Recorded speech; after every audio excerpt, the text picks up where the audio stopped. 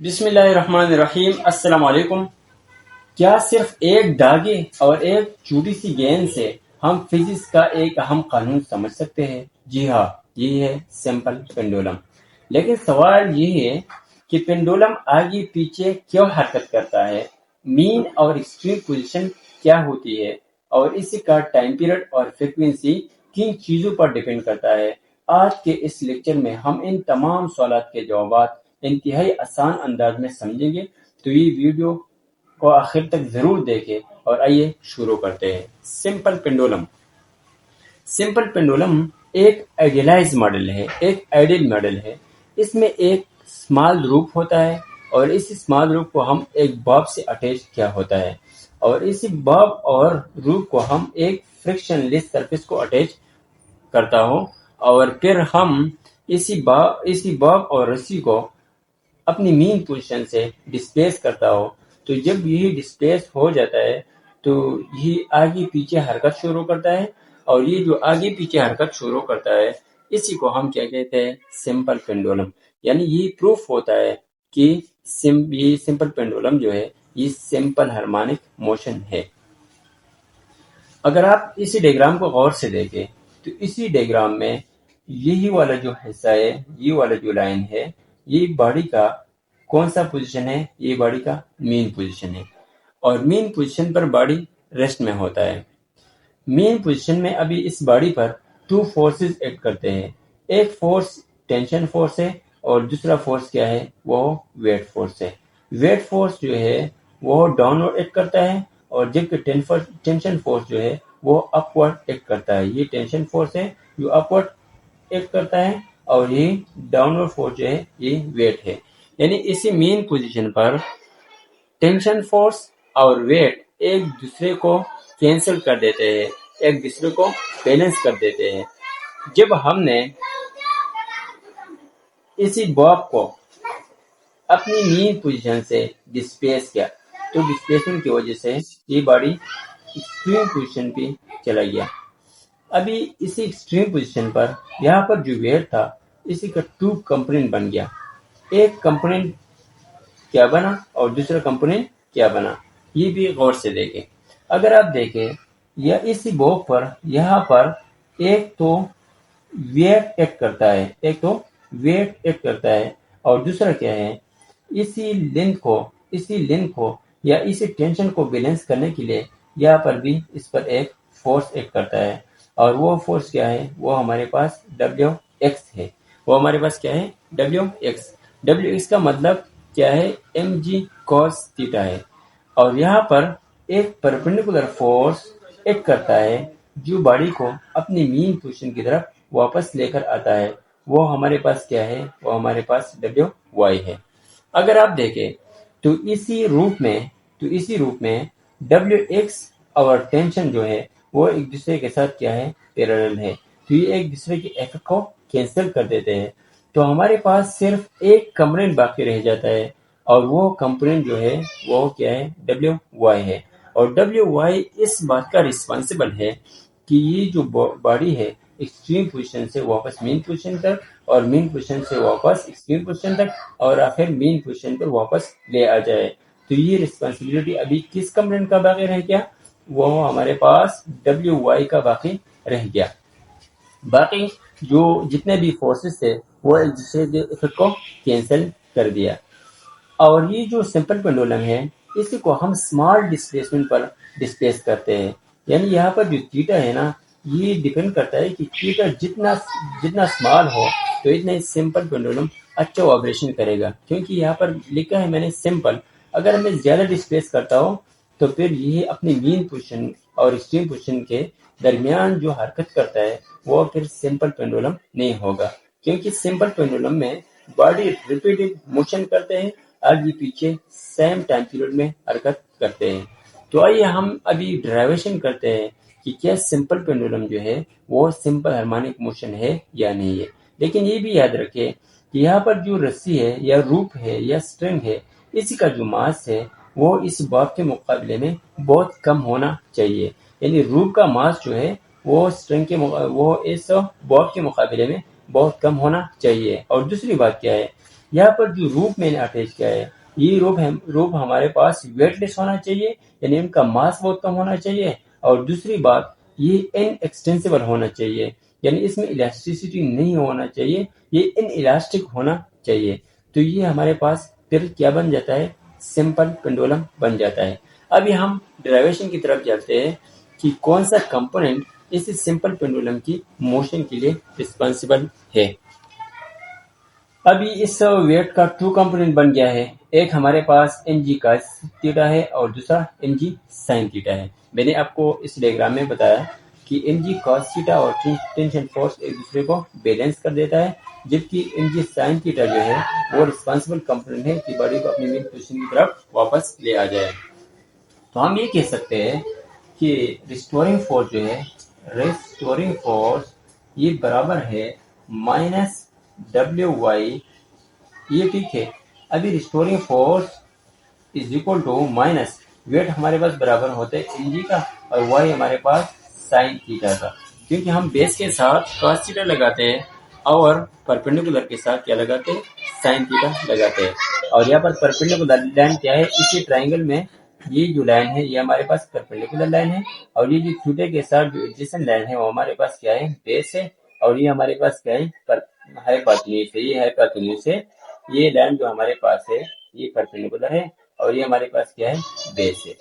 अभी अगर आप देखें इसी ट्राइंगल में, इसी triangle in the triangle OPQ from the triangle OPQ, ये हमारे पास एक ट्राइंगल बन जाता है। ये पॉइंट O है, ये हमारे पास P पॉइंट है और इस पॉइंट में क्या है, Q है। इसी ट्राइंगल में साइन थीटा जो बराबर होता है, यानी साइन थीटा का जो वैल्यू होता है साइन थीटा, वो हमारे पास बराबर होता है perpendicular divide by hypotenuse, perpendicular divide by hypotenuse. तो इसी ट्राइंगल में परपेंडिकुलर क्या है, हमारे पास x है और ये जो हाइपोटेन्यूज क्या है वो हमारे पास क्या है, l है। अभी हमको क्या करना है, इसी ट्राइंगल में इस साइन थीटा के बजाय हमें x और l लगाना है। तो restoring force is equal to minus mg x over l, ये एक इक्वेशन बन गया। Restoring force is equal to minus mg x over l। अगर आप देखें यहाँ पर माइनस साइन सिर्फ ये बात शो करता है कि ये जो रिस्टोरिंग फोर्स है और ये जो थीटा है ये एक दूसरे को क्या है, अपोजिट डायरेक्शन में है। अगर आप देखें रिस्टोरिंग फोर्स इसी डायरेक्शन में अप्लाई होता है, इसी डायरेक्शन में, और हमने थीटा को इसी डायरेक्शन में डिस्प्लेस किया है। अगर आप देखें मास स्प्रिंग सिस्टम में वहां पर क्या था, वहां पर जो डिस्प्लेसमेंट और रिस्टोरिंग फोर्स एक दूसरे को अपोजिट डायरेक्शन में था, जो मैंने पहले से ये वीडियो अपलोड किया था मास स्प्रिंग सिस्टम। और यहाँ पर भी जितना थीटा ज्यादा होता है इतना ही रिस्टोरिंग फोर्स भी ज्यादा होता है।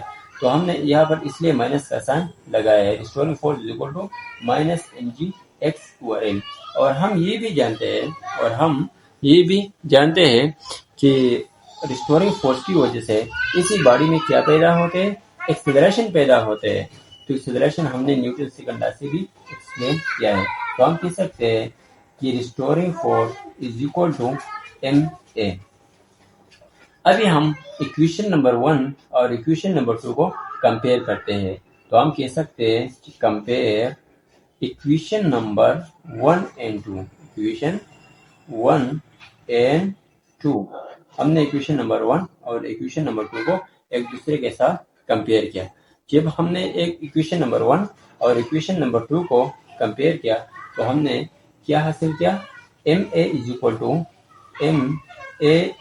To minus mg x over l, ये हमसे ये हासिल हुआ। अगर आप देखें ये मास जो है और ये मास एक दूसरे को के साथ कैंसिल हो सकते हैं, तो हमारे पास क्या बाकी रह गया, a is equal to minus g over l into x। अभी ये बाकी रह गया।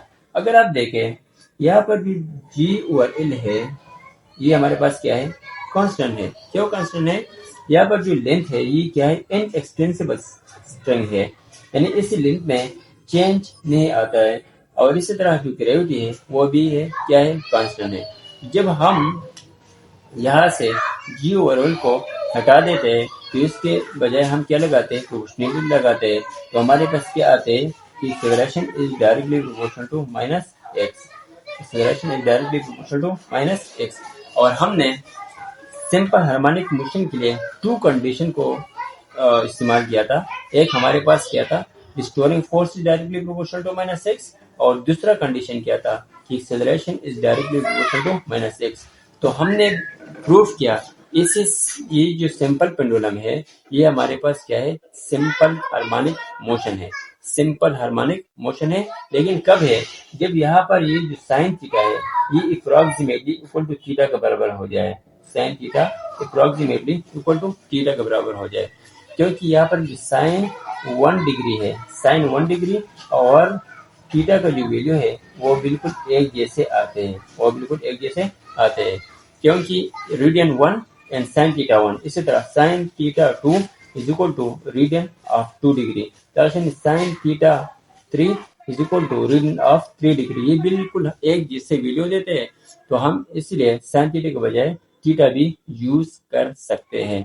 और ये डिपेंड करता है जितना थीटा स्मॉल हो इतना ये सिंपल पेंडुलम अच्छी तरह से होते हैं और स्मॉल वाइब्रेशन करते हैं। टाइम पीरियड इसी का बिल्कुल एक जैसे होते हैं। Time period and frequency of simple pendulum. Simple pendulum का टाइम पीरियड क्या होता है, जब सिंपल पेंडुलम अपनी मीन पोजीशन से एक्सट्रीम पोजीशन तक और फिर एक्सट्रीम पोजीशन से मीन पोजीशन तक एक चक्कर कंप्लीट करता है, तो ये हमारे पास सिंपल पेंडुलम का टाइम पीरियड होता है। और ये भी गौर से सुने कि जब सिंपल पेंडुलम अपनी मीन पोजीशन पर होता है तो मीन पोजीशन पर इसका वेलोसिटी क्या होता है, मैक्सिमम होता है, वेलोसिटी और मैक्सिमम एट मीन पोजीशन। और एक्सट्रीम पोजीशन पर ये जो वेलोसिटी है वो क्या होता है, हमारे पास 0 का बराबर होता है। इसी तरह रिस्टोरिंग फोर्स जो है वो हमारे पास एक्सट्रीम पोजीशन पर मैक्सिमम होता है, मैक्सिमम। और मीन पोजीशन पर क्या होता है, रिस्टोरिंग फोर्स 0 का बराबर होता है। इसी तरह एक्सेलरेशन जो है वो हमारे पास एक्सट्रीम पोजीशन पर मैक्सिमम होता है और मीन पोजीशन पर क्या होता है, 0 होता है। काइनेटिक एनर्जी जो है वो हमारे पास मीन पोजीशन पर मैक्सिमम होता है और एक्सट्रीम पोजीशन पर क्या होता है, 0 होता है। और पोटेंशियल एनर्जी जो है वो हमारे पास एक्सट्रीम पोजीशन पर मैक्सिमम होता है, पोटेंशियल एनर्जी मैक्सिमम होता है। क्यों होता है, क्योंकि यहाँ से बॉडी कुछ हाइट गेन करते हैं और पोटेंशियल एनर्जी हाइट के साथ इंक्रीज होते हैं। अभी हम टाइम पीरियड निकालते हैं सिंपल पेंडुलम के लिए। तो हमने सिंपल पेंडुलम के लिए अभी जो इक्वेशन निकालते हैं ये हमारे पास किस चीज का बराबर होते हैं, acceleration is equal to -4 pi square divide by T square into x, 4 pi divide by T square into x. ये एक इक्वेशन है जो हमने मास स्प्रिंग सिस्टम में प्रूव किया है। ये हमारे पास क्या हो गया, इक्वेशन नंबर 1 हो गया। अभी जो हमने इक्वेशन डिराइव किया है सिंपल पेंडुलम में A is equal to -G/L into x, ये हमारे पास इक्वेशन नंबर क्या है, 2 है। Equation number 1 and equation number 2 को हम अभी कंपेयर करते हैं। तो हमारे पास क्या आता है, -G/L x is equal to -4 pi square divide by T square into x. ये x के साथ कैंसिल होते हैं और माइनस के साथ कैंसिल होते हैं। अभी हम ये जो इक्वेशन बाकी रह गया G/L is equal to 4 pi square divide by T square. अभी हम ये जो इक्वेशन बाकी रह गया इसी को हम t के लिए क्या करते हैं, रीअरेंज करते हैं। जब हम रीअरेंज करते हैं तो हमारे पास क्या आता है, T square is equal to 4 pi square divide by G, 4 pi square अपनी जगह पर और यहाँ पर जो G/L था वो क्या बन गया, L/G बन गया। अभी हमको टी स्क्वायर नहीं होना चाहिए, सिर्फ टी को बाकी रहना है।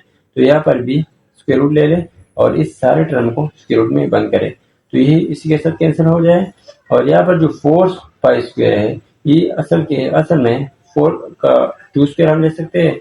तो 4 पर क्या रह गया, टी इज इक्वल टू 2 पाई रह गया 4 पाई स्क्वायर से, क्योंकि ये जो अंडर रूट है ये इसके साथ कैंसिल होते हैं, और 2 स्क्वायर से हमारे पास क्या आते हैं 4 स्क्वायर, तो स्क्वायर इसी के साथ कैंसिल हो सकते हैं, और एल ओवर जी पर अंडर रूट अपनी जगह पर आ गया एल ओवर जी।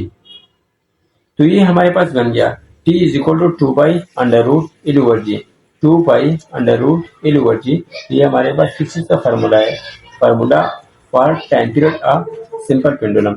और इसी तरह जो फ्रीक्वेंसी है वो हमारे पास बराबर है 1/2 pi under the root G by L, क्योंकि फ्रीक्वेंसी और टाइम पीरियड ये एक दूसरे का रेसिप्रोकल होता है। तो हमें इसी फार्मूले से अंदाजा होता है, इसी फार्मूले से अंदाजा होता है कि ये टाइम पीरियड है ये किस चीज पर डिपेंड करता है, t is equal to 2 pi under the root L over G. Time period directly relation है, किस चीज के साथ रिलेशन है, एल के साथ रिलेशन है, यानी जितना रूट ऑफ द लेंथ ज्यादा होता है इतना ही बॉडी का टाइम पीरियड भी ज्यादा होता है, और जितना रूट कम होता है तो इतना ही टाइम पीरियड भी कम होता है। और इसी तरह ये जो इनवर्स रिलेशन है किस चीज पर, ग्रेविटी पर है, यानी टाइम पीरियड डिपेंड करता है लेंथ ऑफ द रूट पर डिपेंड करता है, और इसी तरह ग्रेविटी पर डिपेंड करता है। और जो फ्रीक्वेंसी है वो is equal to 1/2 pi under the root G by L. Frequency का रिलेशन क्या है, इनवर्स है, जितना लेंथ ज्यादा होता था लेंथ इतना ही बॉडी का फ्रीक्वेंसी क्या होता है, फ्रीक्वेंसी कम होता है, और टाइम पीरियड क्या होता है, ज्यादा होता है, क्योंकि टाइम पीरियड और फ्रीक्वेंसी एक दूसरे का अपोजिट है। ये जो डिपेंड करता है लेंथ ऑफ द रूट पर डिपेंड करता है, और इसी तरह ग्रेविटी पर डिपेंड करता है, और किस चीज पर डिपेंड नहीं करता, इनडिपेंडेंट, ये डिपेंड नहीं करता, किस चीज पर डिपेंड नहीं करता, मास ऑफ द बॉब पर डिपेंड नहीं करता, मास ऑफ द बॉब, यानी बॉब का मास छोटा हो या बड़ा हो ये टाइम पीरियड और फ्रीक्वेंसी पर डिपेंड नहीं होता। और इसी तरह किस चीज पर डिपेंड नहीं करता, एम्पलीट्यूड पर डिपेंड नहीं करता, एम्पलीट्यूड दो चीजों पर डिपेंड नहीं करता और दो चीजों पर डिपेंड करता है। तो ये है सिंपल पेंडुलम का इंतहाई आसान लेक्चर। दोस्तों अगर आपको ये लेक्चर पसंद आया हो तो ये लेक्चर अपने दोस्तों के साथ जरूर शेयर करें और चैनल को सब्सक्राइब करें।